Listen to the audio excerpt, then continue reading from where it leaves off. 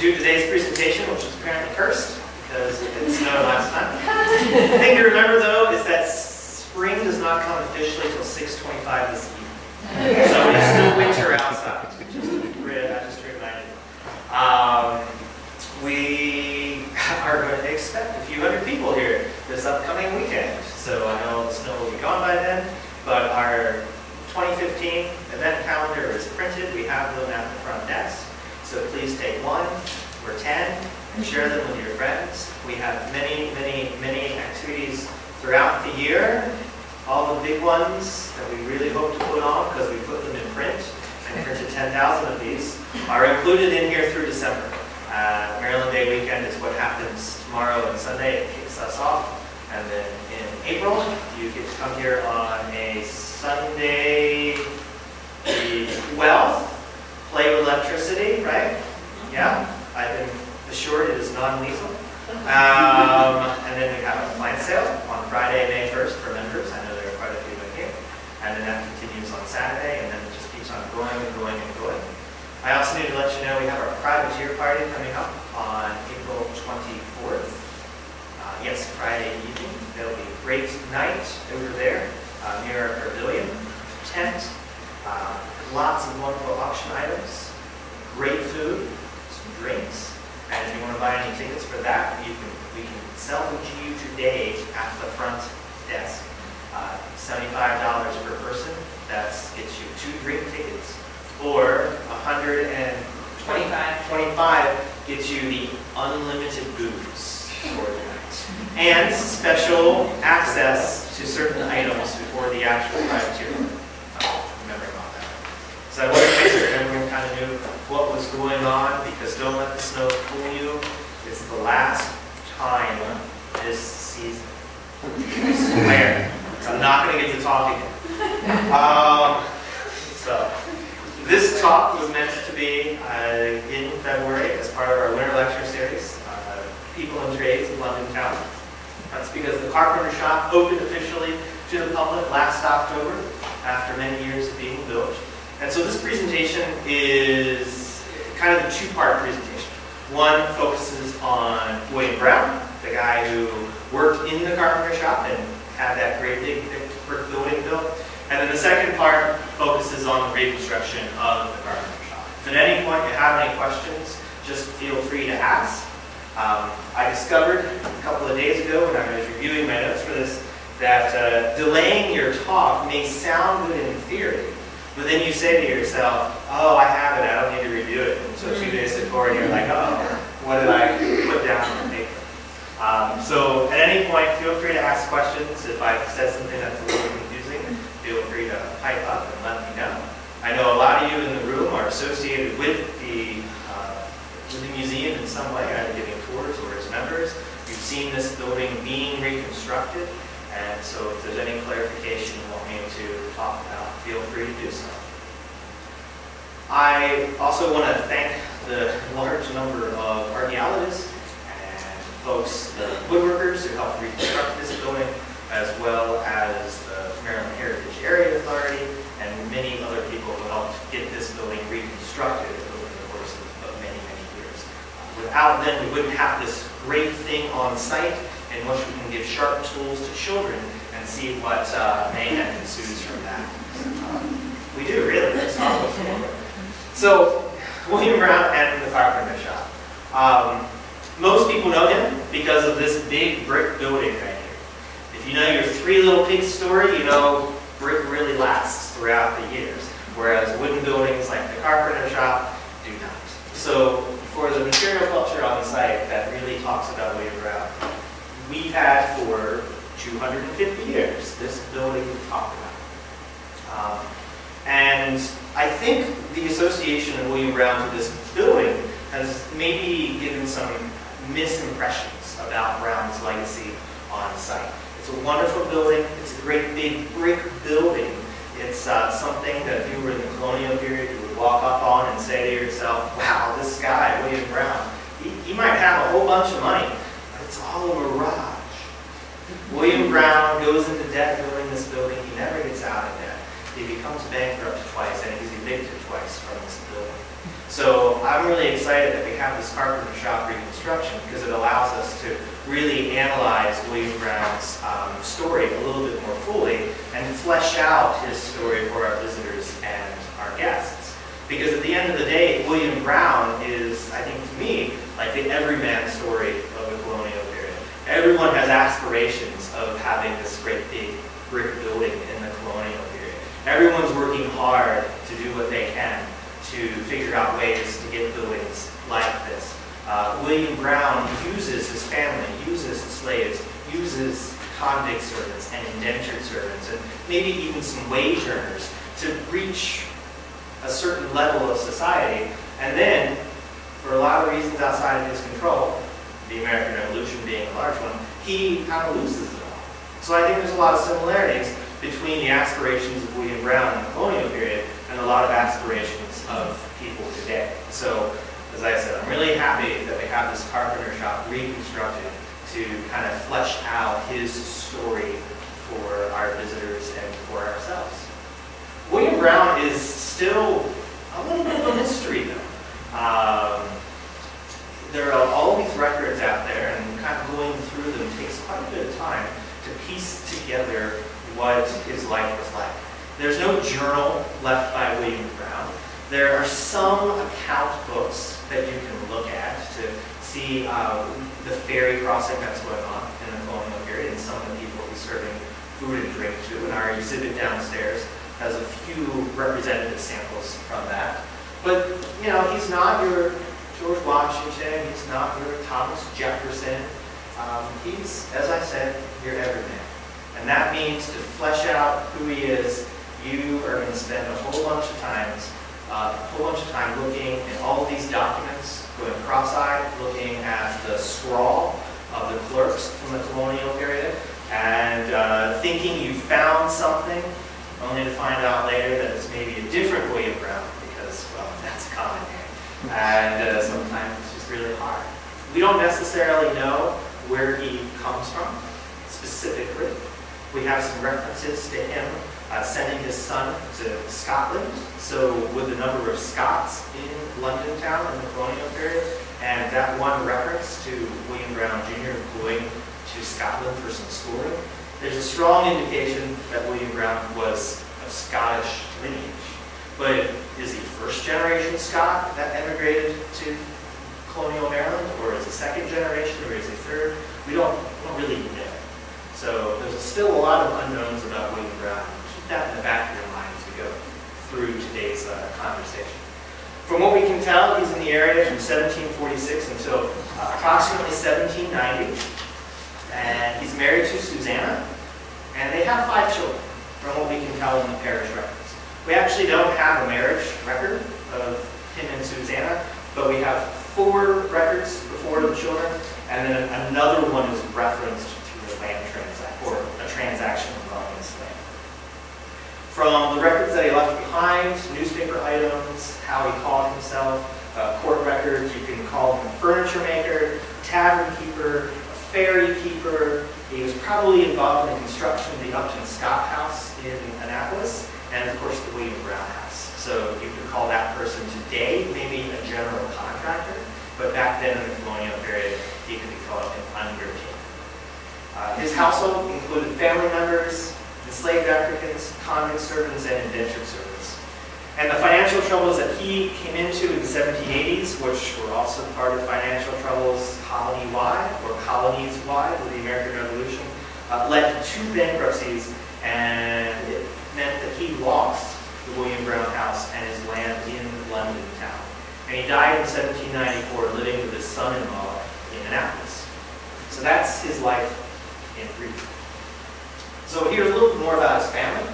As I said, married to Susanna Brown, date unknown. The first birth is Jane Brown from 1746, so I'll just assume he got married to Susanna before that time, but we can't really find much about that. Then you have Elizabeth, William Brown, and Margaret Brown. Those 4 folks are in the parish records. And then you have Lily Ann Brown, who, as I said earlier, was referenced in a transaction involving the purchase of a slave. We don't have her birth. The household going through all these different records, these are the folks that I could come up with. This is looking at newspaper advertisements, land transactions, because when William Brown mortgaged, when William Brown received the money to build William Brown House, he mortgaged a number of enslaved Africans that he had in his household at the time, as well as some furniture, because they were viewed as property. So you look at those records and you come up with an Osborne, a Sampson, a Jem, Harry, Sal, Et, Jacob, Delilah. Convict servants I can come up with are Mary Jones, Edward Marriott, and Michael Conway. And then there are 2 indentured servants, Philip Williams and William Craig. Now, looking at this, I don't have any dates on them because sometimes you just run across them in records from a few years after their time period with Brown. But this is his household throughout the span of time that we can find records for him. Fortunately, there are a couple of censuses that are associated with Brown's time period in London town. There's a 1765 census, and there's a 1776 census. Looking at the different records as far as potential ages of people, their color of their skin, the gender, this is kind of what I came up with based on the numbers from those censuses. So in 1765, he has 7 levies, which means these are people that are taxed. That tends to be men over the age of 14 or 16, I believe, and anyone who is African or African American also above the age of 14. It doesn't matter if it's a guy or a gal. I think I'm remembering that correctly. So we had 7 levies, and from what I can figure out, William Brown would be one of them. William Gray, Michael Conway, Osborne, and Sampson, I all have question marks next to, because I'm just assuming that they're in the household. But the levies don't go into anything other in detail, just there are 7 of them. And then there's 2 more. Untaxed, you would have Susanna Brown, pretty much all of the children, because in 1765, if you go back to that earlier time period of their births, none of them have been old enough to be taxed. And then you have Mary Jones, Harry, and Sal that are probably in the household, but the records aren't clear enough to figure it out exactly. So the original document just has 1765 census, 7 levies, and that's it. So you just kind of have to fill in the spots from there. Fortunately, the 1776 census has a bit more information in it, so it's a little bit easier to kind of match potential inhabitants with the 4 white males. You know, William Brown Sr., William Brown Jr. is old enough at that time, he's still probably living in the household. You have Printwell Allen, most likely, who was William Brown's son-in-law, who's probably living in the household. And maybe Michael Conway as well, he's a convict servant. 1 white female, most likely Susanna Brown. You have 5 white children, which is kind of interesting, because once you get to 1776, most of the Brown children would have aged out from being called children, if that makes sense. So Willie Ann Brown, depending on when she was born, could be in here, and you have 4 others that are unknown. You have 2 black males, and you have 1 black female. So that's the census as I can figure out from 1776. What these censuses tell you is that this is the height of William Brown's operations in London town. He has a tavern, he has his woodworking business, he's operating a ferry, and he also has some land outside of town. So you see a really well-developed household here, where all these people are in his household, he's managing them in some way, or his wife is helping manage them in some way, and they're all being used in different ways depending on the needs of the day. If the weather isn't cooperating, then maybe the 2 black males that may generally be rowing the ferry across the river, they could be the folks that are chopping firewood for that night. Who knows? But this is a household at these times, kind of at the height of his operations here in London town. 1776 is right when the American Revolution starts, so it's right before he has to start figuring out ways to pay off his debts and deal with the economic challenges of that time. Yes? On the 1765, where you have the untaxed and the unknown, those are just your recordings, but they would not have been in the actual census, correct? So the 1765 census, all it has is 7 levies. Okay. It's not as detailed a census as this one over here, because all they care about is how much tax they can get from the household. So if there's a person living in the household who's not going to be taxed, or then they're not concerned about it. Okay. So I'm assuming that all the children are there. Mary Jones is a female convict servant we have a November 1764 court record of. So I'm assuming she's staying around in 1765. And then Harry and Sal show up in a mortgage document from around that time period that I'm assuming he has them as well. And then the 1765 is just men who would have been taxable, the female African slaves, were they? Above the age of 14 is my understanding. I'll be the first to admit it gets a little complicated because we have these mortgage documents from 10, 15, or 20 years after the fact that are trying to reconstruct how all of this occurred. But this is the best I could come up with.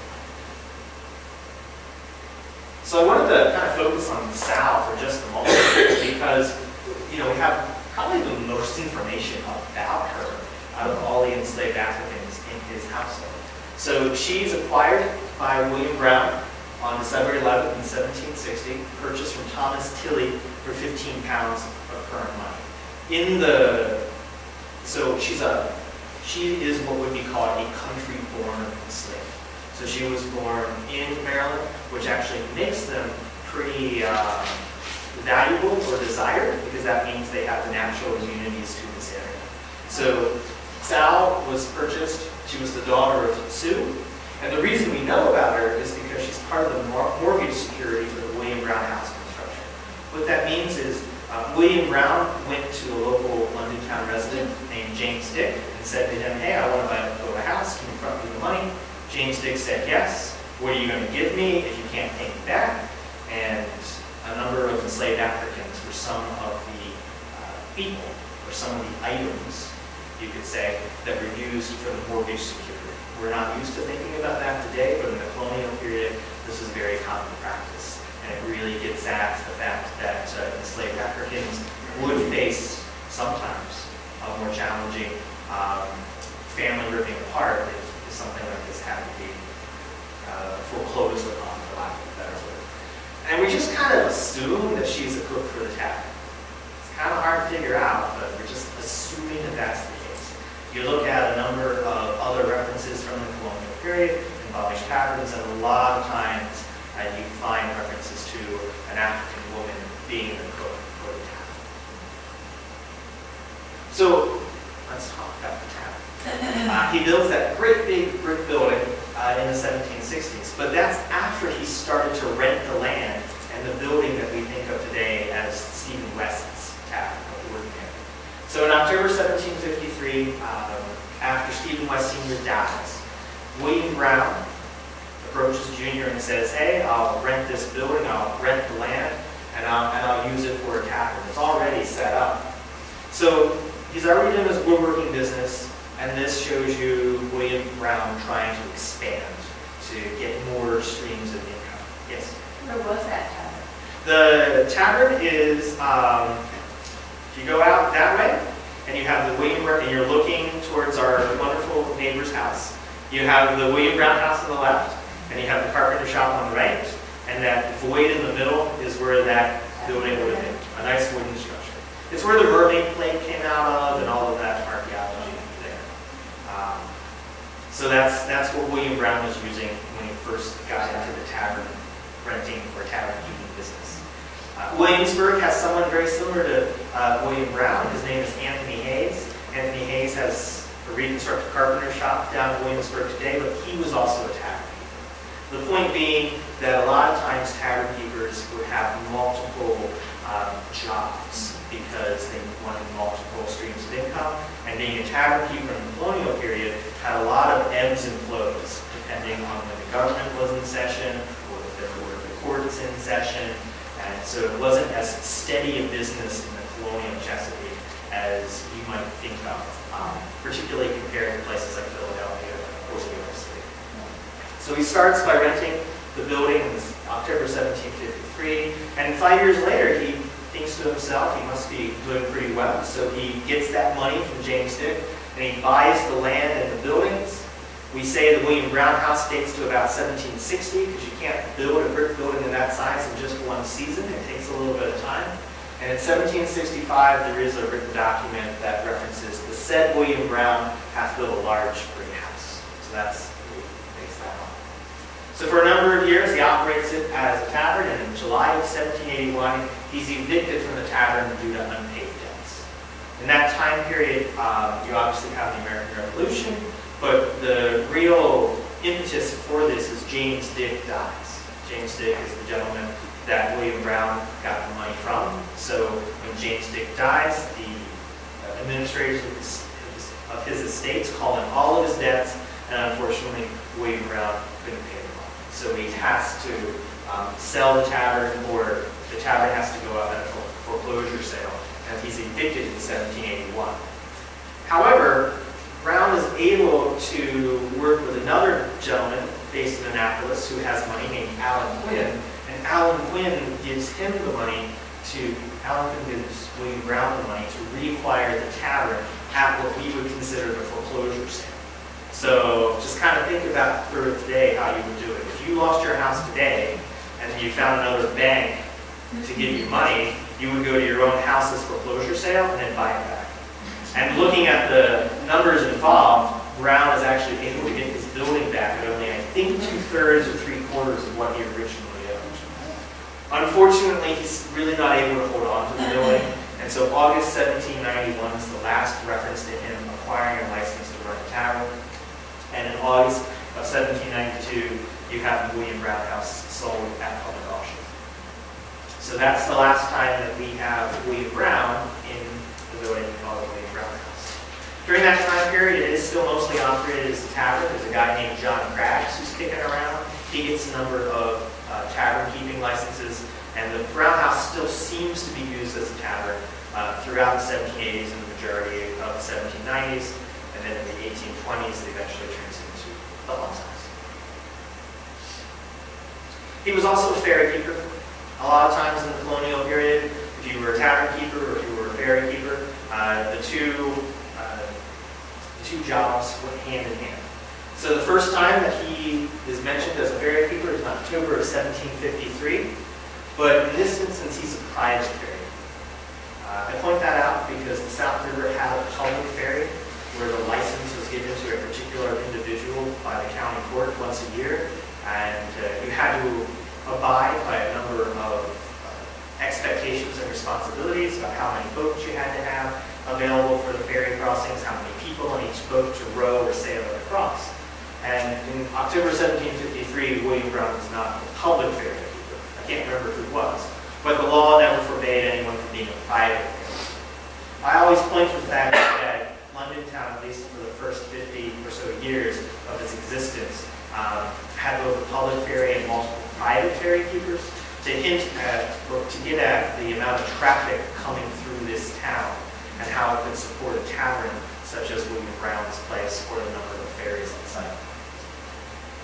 The first time he gets a public ferry license is in November of 1757. He actually has to split it with Thomas Lusby, who lives across the river. And it seems as if he keeps, or the two of them in tandem, are the public ferry keepers for the next 15, 20 years. Yes? We're in relationship to the house who was the ferry landing on this side. On this side, that ravine that's in between the William Brown house and our neighbor. So, and that's one reason why the William Brown house is assumed to be twisted 90 degrees from what you would assume a building like that would be, meaning the front door faces the ravine because it was built as a commercial construction. And then if you look across the road, or across the river, you will see kind of a point of land at maybe 2 o'clock. And that's where the ferry landing is with Thomas Lusby. And even today, that's called Ferry Landing Road. And so he loses the ferry, or he stops being a public ferry keeper in 1789. So those are the two, I guess, professions that most folks associate associate William Brown with. And he's always talked about him being a carpenter or a woodworker or a chairmaker. And the question really turns into, well, what do you do? I mean, what does this mean to be a carpenter or a woodworker or a chairmaker? No museum that I'm aware of has anything in their collection that's ascribed to William Brown. Maybe there's a chair in the South River Clubhouse that could be associated with him, but we don't know that for certain. So there aren't any surviving examples of what William Brown did. There aren't any surviving journals of what William Brown did. All we have is that one newspaper item that says essentially he makes furniture and cabinets in the most pleasing manner for people. That doesn't really tell you anything. So the question is, what did he do? And you kind of have to, again, start piecing together all of these various documents to see what he could have done, or at least give you hints of what he most likely did. So the Carpenter Shop has one known document associated with it, and it's this one right here. And it's really not that helpful. All it says is, I have it highlighted in red, the workshop of the said William Brown. So yeah, we have this document that ties with where we reconstructed our William Brown house, oh, I'm sorry, our Carpenter Shop, and it says, yeah, William Brown had a workshop here. Not helpful. So what do we do to reconstruct this building? Obviously there's some archaeology that goes on, and we try to play, where the archaeologists play a fun game of connect dots for the post holes that are in there. But what we're going to do on the history side is, again, comb through the records to try to figure out what other information is out there that can tell us about William Brown's tenure or profession as a woodworker. And one of the interesting things is, well, these are the two documents where after upper left, Stephen West dies, and then lower right is where William Brown talks about him acquiring the building where Stephen West was to be a ferry keeper. And this is the only time he ever, on his own, talks about the type of work he did. So he continues his business of a joiner, a cabinet maker, and can furnish anybody with the neatest and newest fashions, chairs, tables, etc., etc., etc., at the lowest rates. So that's the only clue we have as to what he did. From that clue and from the other documents, he would probably have been involved in construction of buildings, like you see right here, where he could be one of the people doing the measuring, or he could be one of the people doing the sawyering, or maybe he could have some of his convict servants who are trained in that, help him in that regard. So these are just images of various carpentry-related things that are going on. At one point, Brown does have a newspaper item of him losing surveying tools on the north side of the South River. So what you kind of see here is maybe someone like William Brown, who's doing a little bit more of the surveying and figuring out what the final building will be. As a joiner, he also could have been doing some of the interior work as well, doing some window frames, or on the inside doing some trims. Going back to the newspaper for a moment, there are two references to people that run away from Brown's household that are trained in carpentry or woodworking. And so in this instance, William Brown and someone he works with quite often, James Disney, put a runaway advertisement in the paper talking about, say, Philip Williams, who's associated with William Brown, and Henry Gibbons, who's associated with James Disney. They run away, but if you read through Philip Williams' discussion, he's a cabinet chairmaker by trade, and then it talks about how he looks. But what this tells you is that William Brown is specifically acquiring servants to help him in his profession as a woodworker or a cabinet maker. Interestingly enough, Philip Williams is captured again. He serves out his time in William Brown's household. He moves to Annapolis, becomes a carpenter, and we actually have his inventory of when he passed away to kind of look at, but we don't have William Brown's inventory. But it's neat to be able to follow someone like Philip Williams through time. The other person who runs away, who is associated with carpentry making, is, let me see if I get this right, Edward Marriott. And this runaway advertisement is from November of 1756. So Edward Marriott is a convict servant who, again, is trained in carpentry and cabinet making. So it's just another servant that Brown hires specifically to help him with that. My assumption would be that Marriott and Philip Williams most likely lodged in the Carpenter Shop. We have many references to that type of thing going on in the colonial period. I know he has a tavern, but he probably went to Carpenter Shop and looked over throughout all times of day. And you have many options of, many examples of convict servants or apprentices or tradespeople of journeymen living in the same building where they are working. Another thing that you would want to look at when trying to piece together what William Brown did on the woodworking or carpentry side is to see if there are any other examples of account books of carpenters from the colonial period. And fortunately, in the Brown State Archives, I found one, William Monroe, who was an Annapolis carpenter, and he has an account book from 1762. And so here are some pictures from it and some things I pulled out that I think are indicative of what William Brown could have been doing, or his servants could have been doing, in the Carpenter Shop. So William Monroe makes a knife box at one point, and he charges the customer 1 shilling 6 pence. He makes a pair of window shutters. He alters a writing table into a stand. So these carpenters in the colonial period, they're doing whatever job they can do to bring in money. Sometimes it's making new things, sometimes it's altering old things. William Monroe mends a tea chest. He makes a cricket, which is a small stool, is what that is. For 1 day's work, charging someone 5 shillings 6 pence. He makes a plate rack. He makes 2 6-panel doors. He puts a lock and the latches and some bolts on it. He builds a summer house for someone. He weatherboards a well, which would not be a fun thing to do, where that's where you put the wood on the inside of the well so it doesn't collapse in. He makes 2 chimney screens. He makes the salt box. I mean, these woodworkers, these carpenters, they're definitely doing a lot of nicer jobs sometimes, and maybe not so nice jobs, depending on where the money is for that particular year.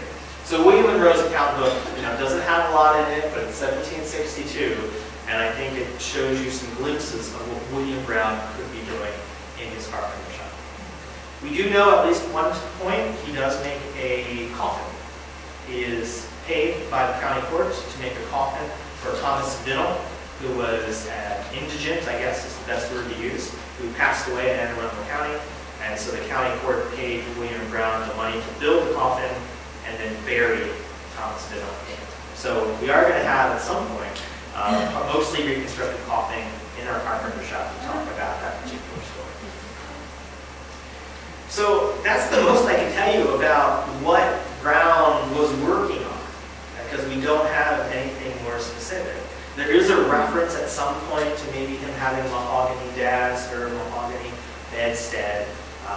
When the rope walk at London Town goes out of business, the newspaper advertisement talks about the people that stole the stones from the rope walk were maybe involved with the delivery of mahogany boards to London Town.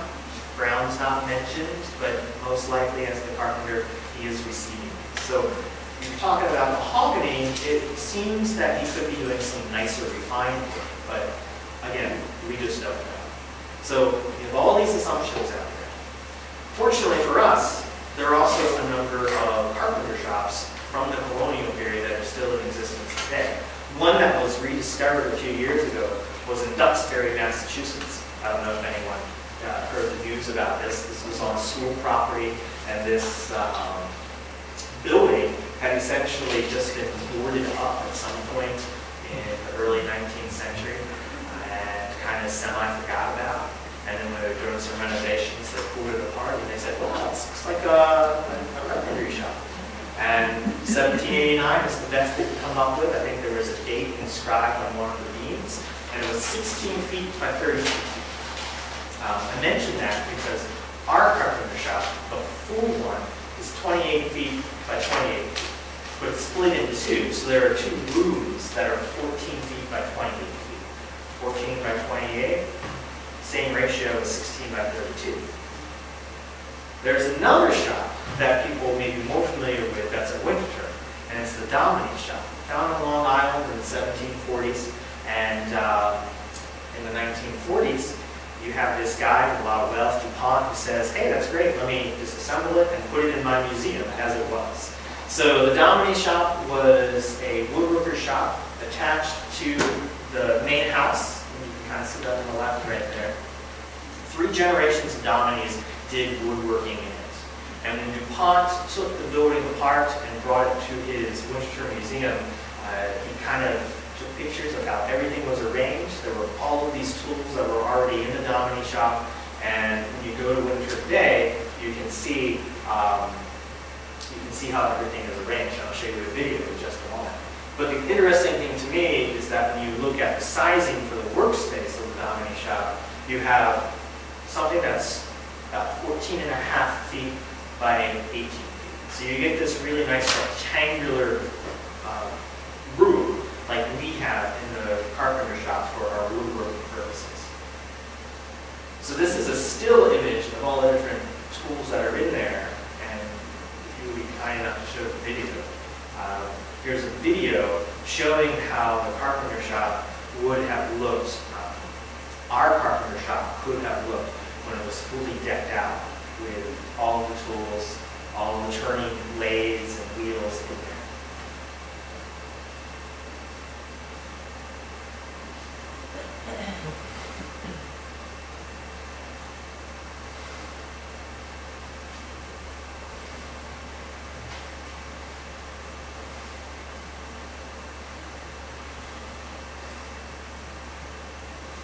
Now, the Dominey Shop, very similar. I don't know enough about the Dominey household, but I know that they had multiple people working in the Dominey Shop at any one time. And so you would want like all these different planes, because if you're doing molding work or cabinetry work or joinery work, you'd want the different looks for your furniture. This is not the best video because it's pretty dark in there, but you can see some more planes on that shelf that's up there. All these different sizes.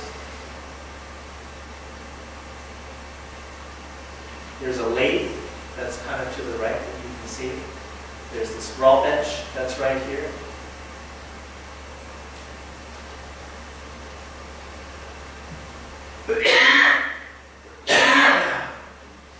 I didn't have a video stabilization device, so I apologize if it's a little shaky. What I'm trying to show you in this particular shot, but it doesn't come out on the screen, is the pit saw. That big saw is hanging from the ceiling for when it's stored.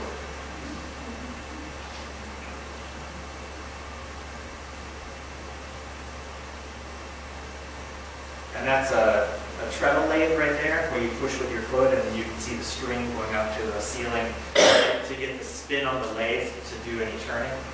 This is a workbench that's in there, and in our Carpenter Shop today you'll see a workbench like that. Give us about 50 years of use and it will get beat up just like that too. There's a ladder that's up there. And just more of these tools, examples of different furniture pieces. And then another lathe that's, I think, called a great wheel lathe, where there's a big wheel at one side and you get someone turning a crank, and you get the other person with the chisel or the tool to create, to do the turn, or to do the actual woodworking. So it's really great that Winchester has this particular display, because the timing works out really well for us.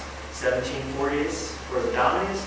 1740s is when William Brown shows up in London town, and all of these tools that are at the Dominey Shop you can go and look at, and within the past couple of years, Winchester was finally able to do a really good collecting or cataloging of all the tools and put them on the internet for people to look at. Some of the neat things from the Dominey Shop tool collection that they kind of discovered in the past couple of years. One item was a chisel that was actually made out of a broken sword that had a 1672 date on it. Dominey also apparently always received something for Christmas. So there's a plane that has his name on it, and Christmas of maybe 1770 something, 1783 stamped on it. So there's a really great collection here that for us at London Town is a valuable resource to just use as we try to figure out how to kit out our carpenter shop with all these tools. So that's the resources we're using to kind of figure out what to do with the building. For those of you that haven't necessarily seen how the building was reconstructed, I'm just going to kind of run you through that right now so that you can see how involved the process it was. The gentleman who led the physical reconstruction of it, his name is Russ Steele. It's this gentleman down here, and he's based out of Northeast North Carolina. So you're going to do a whole bunch of sawing. We have this thing called pit saw. I know some of you in the room have seen it in action. Some of you have seen this thing that you drive in and you think to yourself, why do we have a gallows in London? That's what this is, this pit saw right here. So we spent years sawing. Whenever we could, we would get young people to help us saw as well. And it's a very long process that, oh, is that video work? So that's Russ on the top, and then Ken Schrader, who retired last year, on the bottom. But you're going to take these big pieces of wood, you're going to get them onto this pit saw frame, and you're going to figure out all the different cuts you want to do. So they're probably working on a joist right now, given the size of that piece of wood, and they're probably cutting it up into 2 or 3 different lengths. So you're going to cut maybe 1 foot down, pull your saw out, do the next line, and cut all the way down. And, well, you'll see how fast they're going. It just takes a while. Where did you get the wood? Oh, a little bit of everywhere. Some of it was hard to find. The hardest pieces to find were the longest joists in the Carpenter Shop, since it's 28 feet by 28 feet. We ended up with a 33, 34 foot long poplar that we cut all in one day, and that was a horrible day for me. From my personal perspective, since I was on the bottom.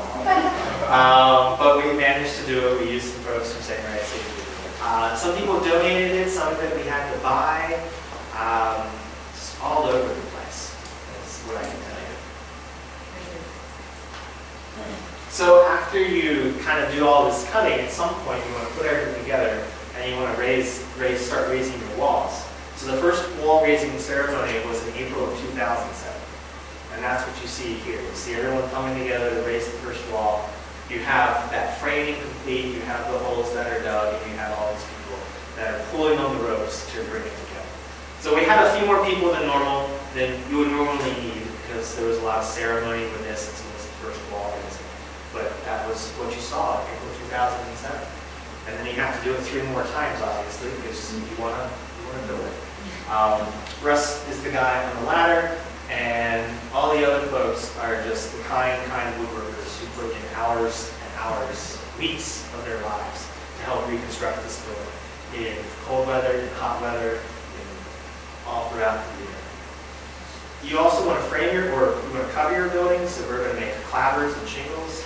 Wes Watkins is the guy on the left. He's from Colonial Williamsburg, and that's John Lodge, one of the folks that worked here a year and a half ago, to just kind of show you that making shingles and clapboards is something we do on a daily basis. We do it with school children as well, so that they can see the process. We did get to play with good power tools every so often when we needed to move the furniture. For the most part, move the wood. For the most part, the building was built entirely with hand tools, but every so often we did need to cheat to do some things. You're going to carve the joints out. So this is me working with a chisel and a mallet to kind of create a mortise and tenon joint, because again, we're doing this as colonially correct as possible. And as I said, there's just a whole bunch of hand tools involved in this. When you get all of that together, you start to see the pieces of a building come together, and you frame it up. You kind of got to know where your window frames are going to be, where your door frames are going to be. So there's a whole bunch of measuring and remeasuring, and it just takes a while. The skill involved with doing this, I definitely applaud Russ and the other woodworkers as they try to figure all of this out. No nails, but I don't see any pegs going through there. There are some nails down here, Okay. a few nails. There are also pegs scattered around as well. We're going to use both of them, depending on how everything needed to be joined. And the one thing I will say is that even though we are building this in as colonially correct way as possible, we are building it to be something used from a museum perspective.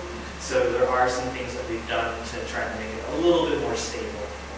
So when we put all the posts in the ground, there's like 3 or 4 layers of pine tar, and we have some fungicide and pesticide things scattered around.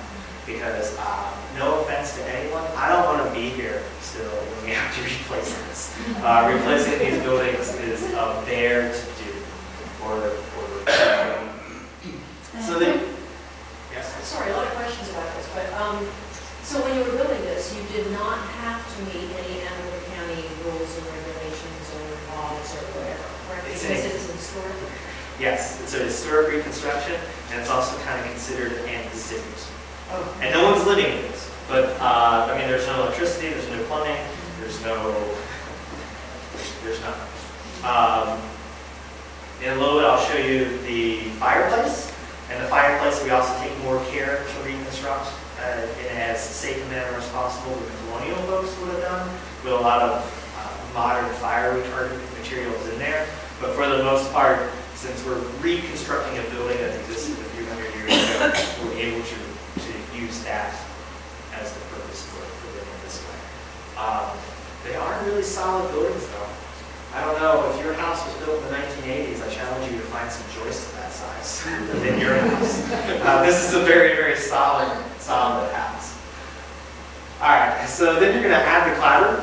All that clapboard that I was talking about earlier, it starts to weather really quickly. You know, that surprises a lot of people. It really only takes one season here in the Chesapeake to go from that nice brown wood to that gray. And we get questions all the time from visitors. Did you build this building? It's like, 2 years ago. And they're like, wow, that was old. What kind of wood for the clapboard and shingles?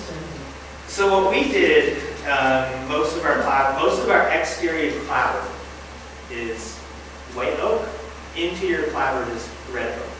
We are a little bit more choosy about the wood we use for long-term purposes. So white oak has more silica in it than red oak does.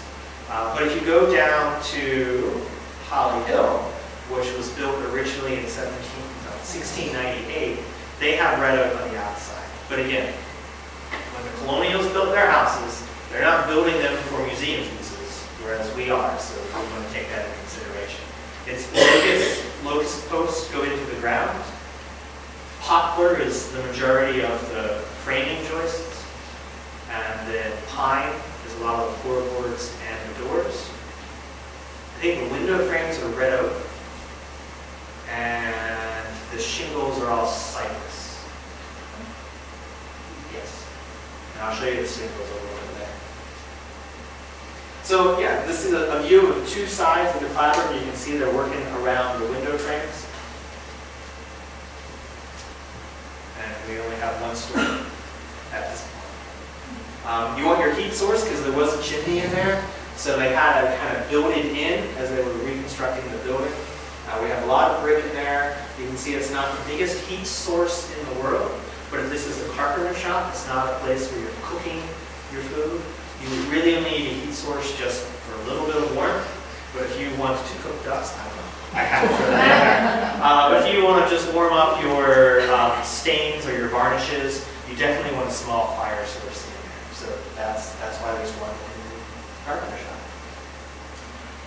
This building is also unique because the span of it being 28 feet by 28 feet, if you can visualize our Lord Mayor's tenement out there, which is 20 feet by 20 feet, a 1-peak roof at that angle for 28 feet would be amazingly insane to reconstruct. So the architectural historian, Willie Graham, thought that at 28 feet and 28 feet, an M-shaped roof is what was needed. So that's what we reconstructed, an M-shaped roof.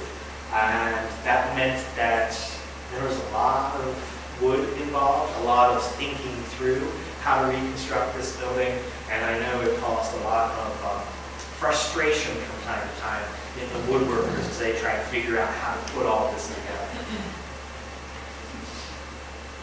And then you're going to start to install the shingles. So we're starting to install the shingles, as you can see right here. These are all cypress shingles.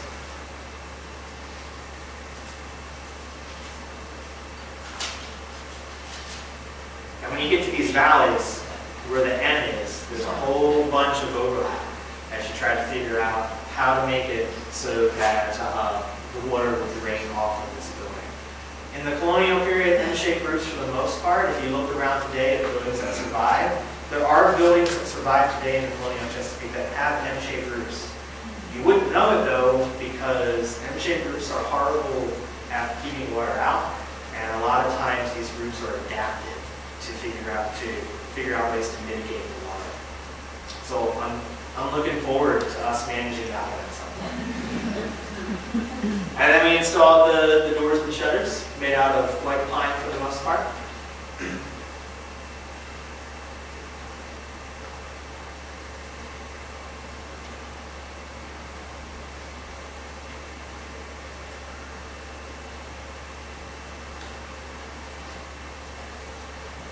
And we also, of course, have to go inside and take care of the floor joists and the floorboards.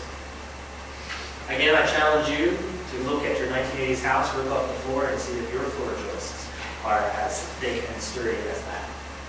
And I think that even space closer together than 18 inches or 24. Rob, Yes? can visitors see that beautiful shingle work just from the ground, or they can be able to like climb up and look at it? Or? They can kind of see it from the ground. But there really is no way to get them to view That's so beautiful.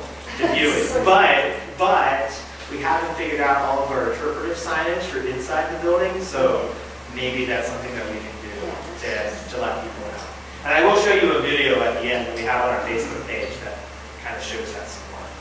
Yes? Just wanted to comment, that was something that I happened to notice and remark on yesterday as a relative newcomer to the site, was the wonderful arced shingling. Yeah, it's beautiful work that Russ did.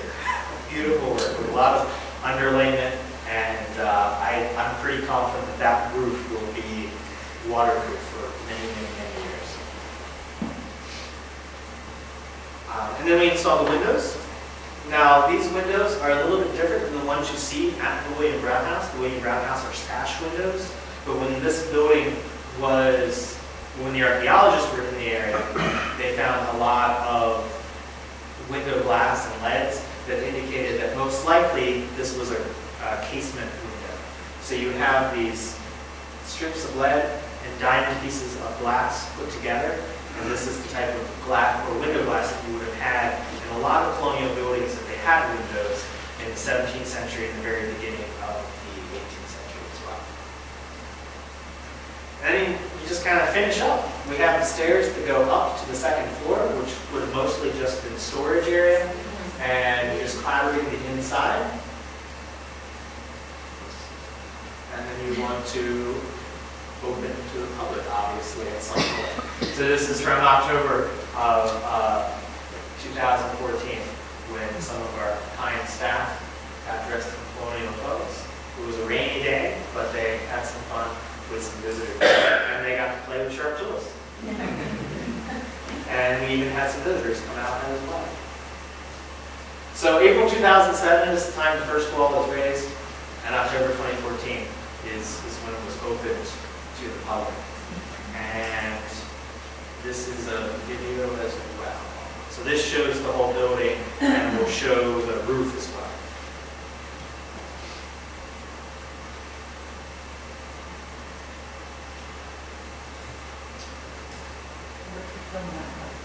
A drone.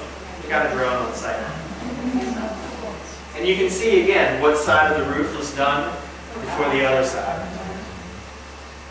So it's kind of quick, but you can see this whole thing. So that's kind of William Brown and the Carpenter Shop. 7 years of work to reconstruct that building, and we still have some unknowns about William Brown, but we're really excited to have this building for multiple reasons, because we think it's a great hands-on opportunity, but it also fleshes out William Brown's story more fully. So are there any questions from anyone? Yes? Convict servant. Yes. Conviction here, conviction in Europe, how did that come about? Most likely convicted back in England. So convict servants, I think the law is passed in the 17 teens that allows them, that allows England to kind of get the convict servants out of the mother country and send them to the colonies. So convict servants are either 7 or 14 years, depending on the severity of the crime. And a lot of times people view them, or historians today will say that they are kind of a bridge form of labor in between indentured servants and slaves. So Mary Jones we know about, Edward Marriott, and I think Michael Conway is the third convict servant. Yes? How do you see the shop being used this season here with the public? Like, when we have tours, is it going to be open? Right. For people to come in? So how will the Carpenter Shop be open this season? I am going to defer to Kristen, the Director of Public Programs. She has much more say over that than I do. So weekdays, it'll be, the door will be open and you'll be able to take visitors in as part of your tour, as part of your guided tour. On weekends, just like the rest of the site, it'll be open and populated by staff or volunteers as a kind of free choice learning experience, so people can move through at their own pace. And we're using it for some special activities as well. We have Seneca Creek Joinery coming up to join us a couple times this year. They're from Carroll County, I believe, although I think I got that wrong. Somewhere around there. So they're coming out to play in the shop. Buzz is one of our wonderful Carpenter Shop, kind of more interpretive side volunteers, so Buzz is also always welcome to come out and play. And if you guys know any carpenters who would like to come and play in the shop, they're more than welcome. The only price that we charge is that they talk to visitors, which is not too onerous, I don't think. So we're going to have it open and active as much as possible. But it's still kind of a learning experience as far as figuring out what works best for the site. Jessica. Was there a purpose for this 2-to-1 build ratio in Carpenter Shops? You mentioned 60/32 and then ours is 14/28. That ratio just seems to be, when I was looking at other known woodworking shops, this rectangular thing makes a whole bunch of sense because you get the space to do long pieces of wood, you can set your workbenches up against the side, you can get your lathes working and have multiple people in that area. I don't know why, it came about frequently, that type of ratio to a certain extent where it's pretty long and half as wide.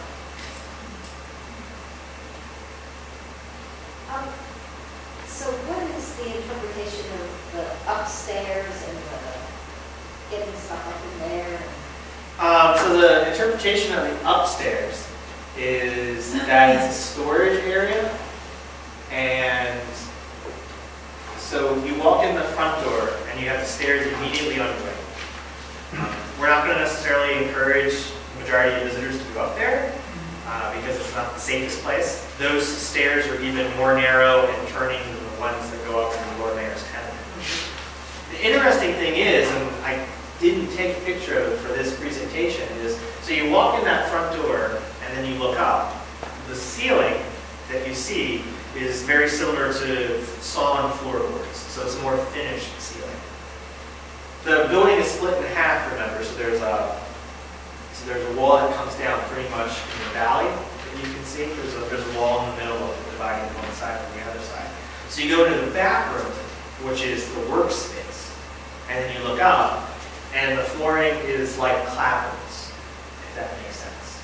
So you have some architectural clues that indicate how the spaces would have been used, where the front room is more public, and maybe that's where you would have had your show-off pieces for your furniture, and the back room is the more used space. As for upstairs, it's just going to be wood storage had, you said that you had a couple of indentured Condos. servants that probably lived here. Would they likely have lived upstairs? I would say they may have put their bed ticks up there during the day and then brought them down at night, particularly in the winter when you have that one wood store, or that one meat source. You know, we're in a semi-urban setting, so, you know, even though the convict servants could have maybe slept in the ground house, they could have also slept in Carpenter Shop. Again, we don't necessarily know enough, but I know of one court case in Annapolis where, for lack of a better word, the police knock on a shop door at midnight and they talk to the 10-year-old boy that's living in there because he's the apprentice to the shopkeeper, and that's his residence, and he's the minder of the store where the real shopkeeper is not there. So there's plenty of indication that that type of living arrangement could have happened. So, I don't know. A lot of conjecture. Does the coffin that was found on the neighborhood work with some kind of clues also? So the child's burial that you were referring to, most likely from the archaeology of the items in the grave shack, predates William Brown's use of the building. So Stephen West was the gentleman who most likely had the building originally reconstructed, but we have no documentation to really tell us how the building was used. My sense is probably a storage area and a quartering spot, but that's the best we can do. Whereas at least with William Brown, yes, and that's how we sold it to the grant funders. So we're stopped using it as a carpenter shop. Very key when you work in a museum to follow through on this.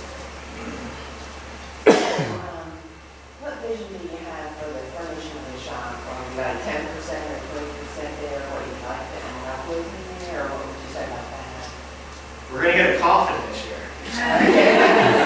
Maybe two. A tool chest. I think it's going to be a slow process to figure it out. As we see what we can do on the staff and volunteer side to get things in there, I think it's just going to take another 3, 4, or 5 years to figure out what we want to do there. See what people can do if they use the site. I know on the school tour side we're pretty good with having enough items at this stage, but a lot of these tools that I showed you from the Dominate shop, they're kind of specialized tools, and it'd be great to try to cultivate that knowledge in-house. But as Kristen mentioned, there are a lot of wonderful woodworkers in the area who like to dabble in the colonial period, and we're more than willing to give them that space to kind of use to bring it alive, as long as they pay the low price of talking to our visitors. And that's about it. I don't know if you want to add anything to it. I mean, can I tell them about that we're going through a strategic plan?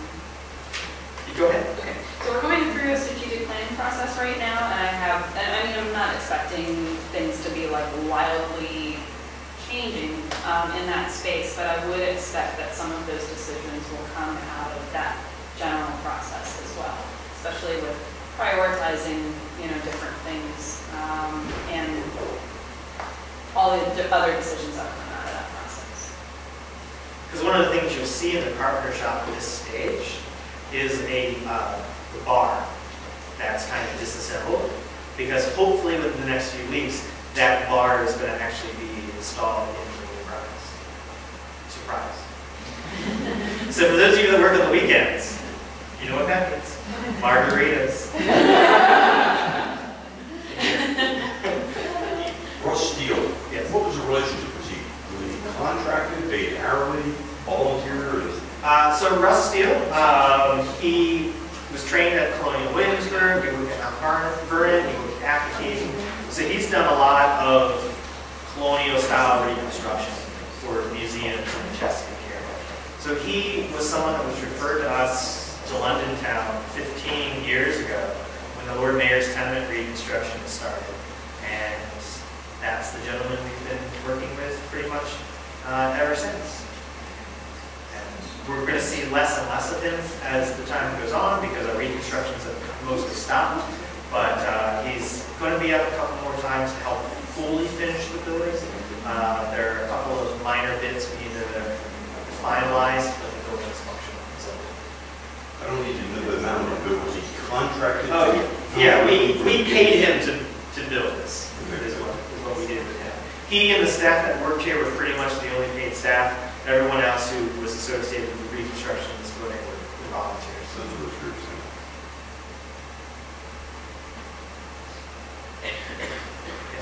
I was just wondering, like in the Lord Mayor's tenement, that was a reconstruction because they found remnants of a fireplace. Right. Is that the same through? So the Lord Mayor's tenement, I know archaeologically they found evidence of burned ground, evidence of fire. For the Carpenter Shop, if I'm remembering the archaeology correctly, they found some post holes that were internal that seemed to indicate that there could have been a chimney spot there, but again, it's really small. So that's what that is based on. If you can also assume that you need a small heat source for your varnish and your stains and other things, then it begins to make a little bit more sense. And if you view the building as a part of a larger complex, because when Stephen West originally constructed it, he also had a tavern and some other buildings on site. When William Brown used it, he had his tavern and some other buildings on site. So you don't necessarily need a large fireplace. Educated guess. Yes? In the survey, it talked about perches. I don't know, I can Google it when I go home. 16 and a half feet, if I remember correctly. Okay. It is one perch.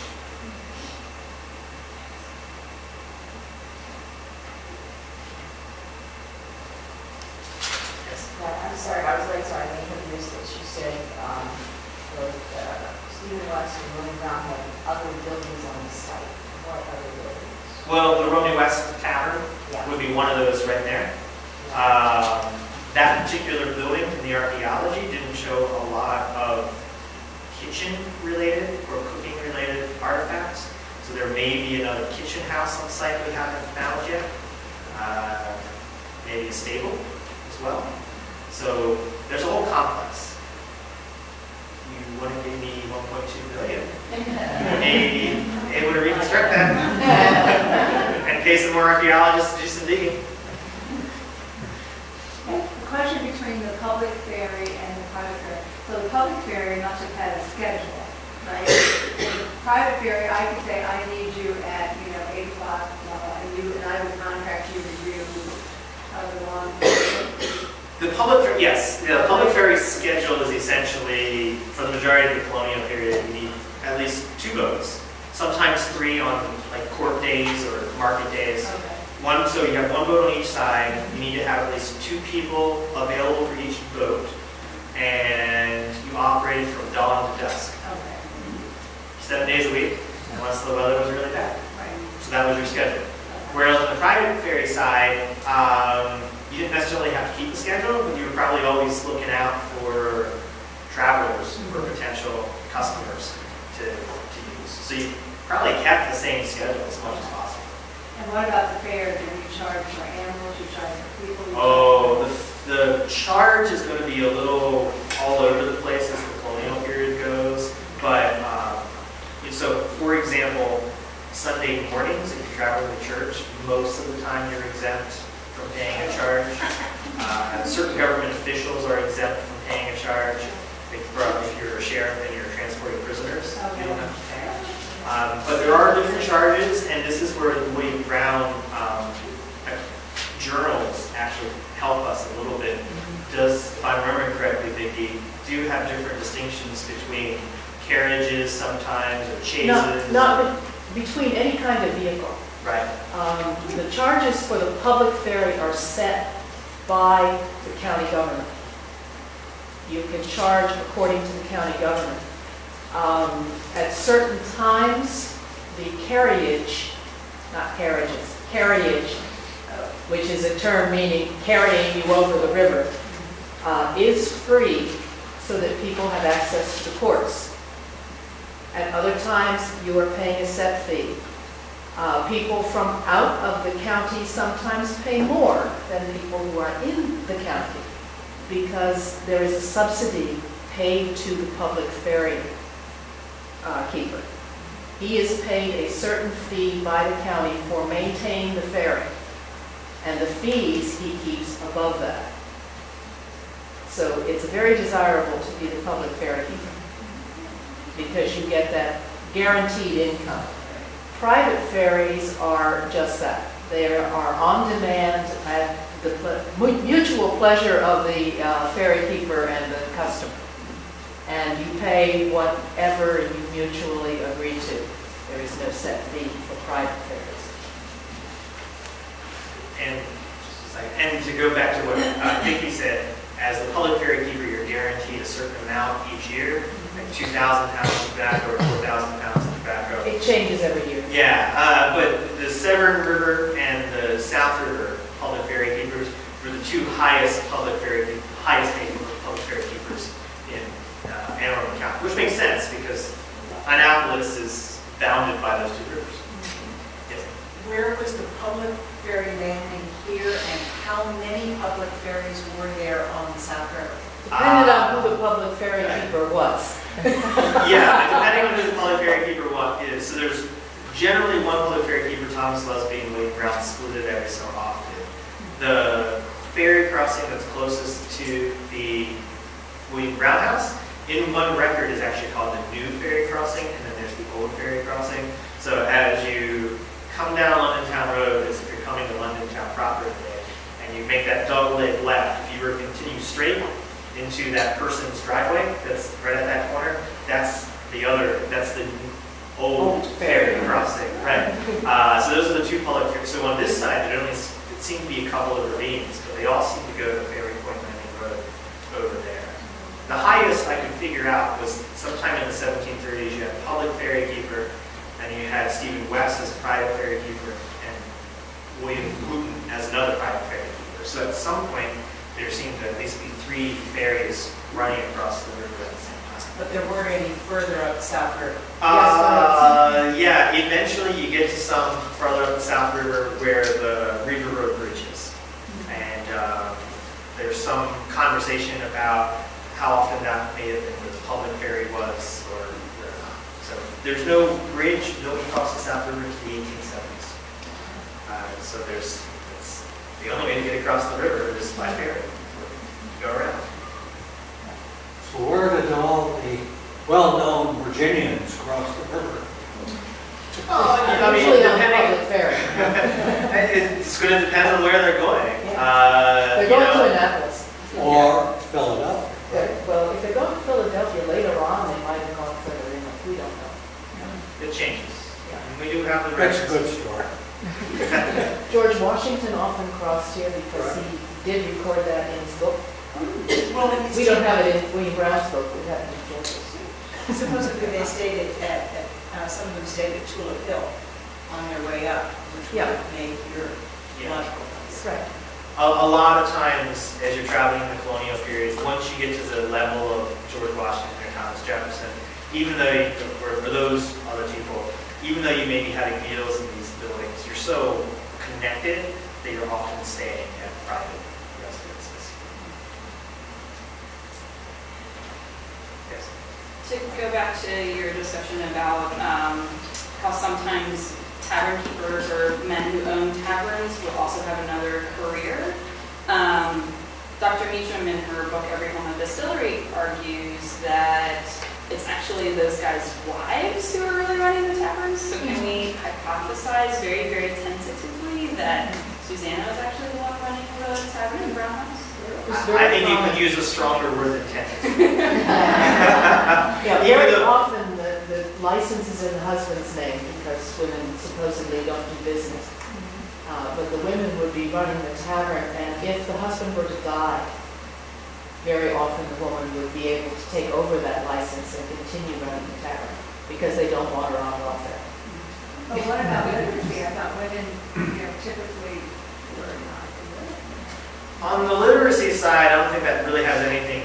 I would say it doesn't necessarily have anything to do with it, and you would have the same ratios between men and women on the literate versus illiterate side. I don't have any images up to show you, but there have been some great studies of numeracy in the colonial period and how you can use tally sticks or there's lots of ways to get around it. And at one point, William Brown does contract the services of a William Gray, who's a mulatto. And that particular reference seems to indicate William Gray has some bookkeeping / accounting skills. And then he runs away. So yes, women, Susanna Brown, very good indication. But his son-in-law, Prindwell Allen, is also named tavern keeper at some point. And the question is he operating that out of the wooden structure that William Brown had recently vacated to be his nicer brick structure? Which daughter did Prindwell marry? Jane, I believe. I don't remember, so Vicky's right, Vicky's right. I know it's not Willie Ann. No. I can't remember the other, I don't think it's Margaret. Yeah, I can't remember who that is off the top of my head. Yes? What's the William Brown houses built? Do the Romney West Tavern fall into disuse, or? Well, from an archaeological perspective, it seems that building is no longer there when you get into the 1770s, definitely in the 1780s.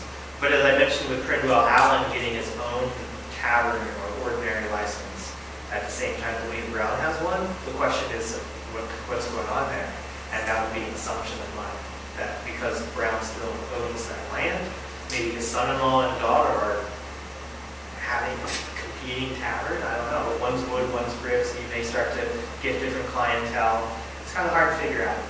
But probably by 1780, you can assume the Romney West site is no longer standing, because that would have kept the wooden building up for 70 years, which is pretty long for that time.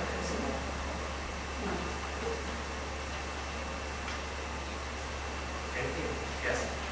Our museum educators are going to be going up to the Carpenter Shop with Buzz, and if anybody else would like to join them after the talk, you are very, very welcome to do so. And it stopped snowing, right? No, now it's just raining. Spring now. That's because spring comes at 6:25, so it's getting warmer. Well, thank you all.